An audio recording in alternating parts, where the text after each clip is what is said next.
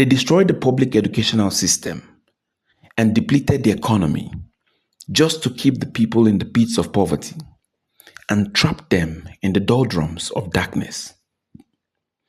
And what is most terrifying is the fact that this happened methodically and scientifically. As with many oppressive systems, they know that a population that cannot think deeply will eventually surrender its future for temporary comfort, and with this, they can be controlled at will. So, the library was never built. The ones we have in various institutions stopped getting new books long ago. The lecturers continue to strike because they are paid peanuts while politicians are fed fat on the collective destiny of the country. Children are taught to memorize theories and mantras, things they can never apply in the real world, and yet they are expected to compete favorably with their counterparts and peers all over the world. Now, instead of enlightenment, education becomes a desperate ritual for daily survival. The best the youths become are obedient workers. And this is not education. This is programming to keep generations enslaved.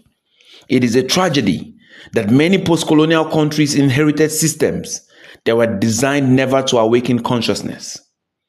All our schools do is to manufacture compliance, and as such, the result is a society filled with people that are trained to obey and follow, a people that can never truly lead themselves.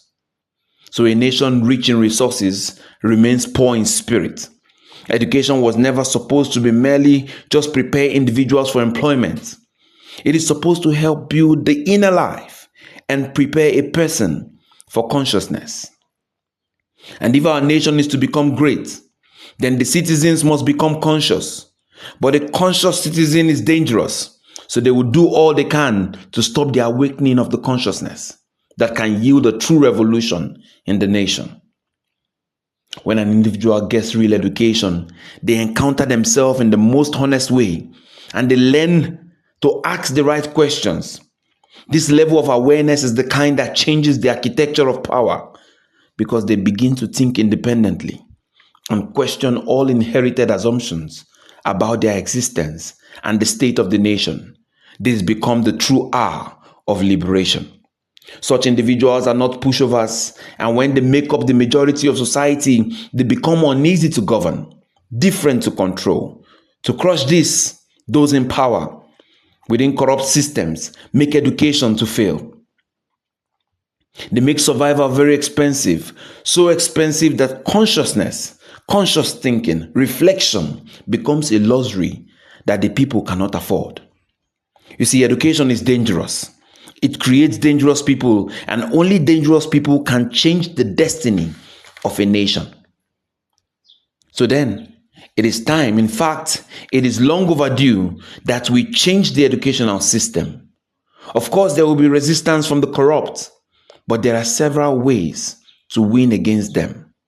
One way would be for us to have those who are truly enlightened come together and decide that they will transform the system, not from outside, but by getting into the system and changing things one step at a time.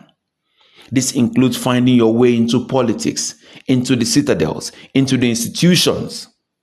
And then you begin projects in the ministries that can transform the education in the country. The next option will be for individuals to seek true knowledge outside the four walls of the schools. Go to the right channels online. Seek better education outside the shores, through scholarship, and aim that after you have gotten that education, you will come back to impact your home and impact the lives of the others who are here. Another option will be that which the media can do. Engage, teach, share ideas, philosophies that would awaken consciousness in the people. And who knows, soon the seed might be sown in the heart of a child. That seed will germinate into a man or woman or an individual that becomes the one who takes it upon their shoulders to start a major revolution that will take this country into the future. I am certain that with these efforts, one individual will soon learn to think independently, and once they have acquired that consciousness, then the entire system will begin to lose its power. It is time for a new education. It is time for a new consciousness. The awakening is needed, and in attaining that wakefulness, as individuals and as collective, this nation will regain its faith and its own history will be rewritten. The destiny will change forever.